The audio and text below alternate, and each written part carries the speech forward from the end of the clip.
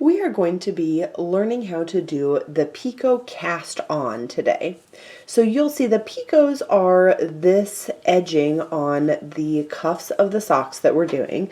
And they create this little decorative feature. They also make sure that the cuff of our sock is very stretchy so that it doesn't cut into our leg where it comes up our calf. So this is a nice visual, and it's also nice for practicality.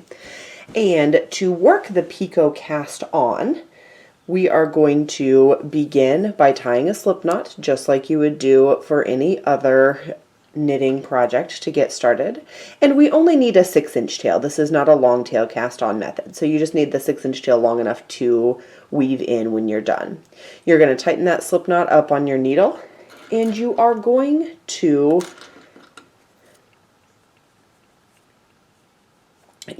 use the knitted cast on to cast on a total of 6 stitches. So the knitted cast on, we put our needle in, we wrap our yarn around, we pull that loop through, and we take our brand new loop and we put it over onto our left hand needle. So we have 2 loops cast on now. We are going to do this until we have 6 loops cast on. The knitted cast on is virtually identical to the knit stitch, and it works great for this application. This cast on method does take longer than a standard cast on would, but you do get some good benefits from it. So I think that it is worth spending the extra time to do. And we've got one more stitch to put on. So I have cast on a total of 6 stitches. 2, 4, 6. You'll notice that slip knot I am counting as one of those 6 stitches. So we have cast on 6 stitches, and now we are going to bind off 2 stitches. So I put my needle in as if to do a knit stitch. I wrap my yarn around, I pull it through. This time I push the left loop all the way off the needle into the air. I knit a second stitch. Push that all the way off into the air, and I'm going to take the farther away loop and bring it up and over the one in front of it, and that counts as my first bound off stitch. So the 2 stitches that I knit are not going to count as 2 bound off stitches. A bind off stitch counts when you pull the loop up and over the loop in front of it and off the edge into the air. So I've bound off 1 of my 2.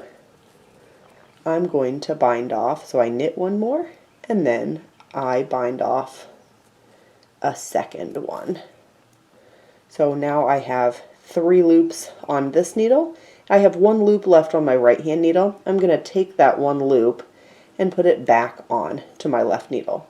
So this is my Pico, and I have an empty right hand needle again. I am now going to repeat that process. So I'm going to cast on 6 stitches. 1, 2,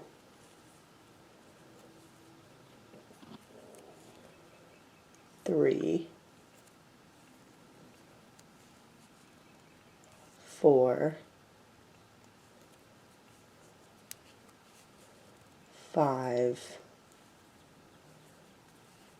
6. So I use the knitted cast on to cast on 6 new stitches, and now I'm going to bind off 2 stitches. And we are working a regular style bind off, so I'm going to completely as normal knit 2. Knitting those 2 does not count as the same as binding off 2.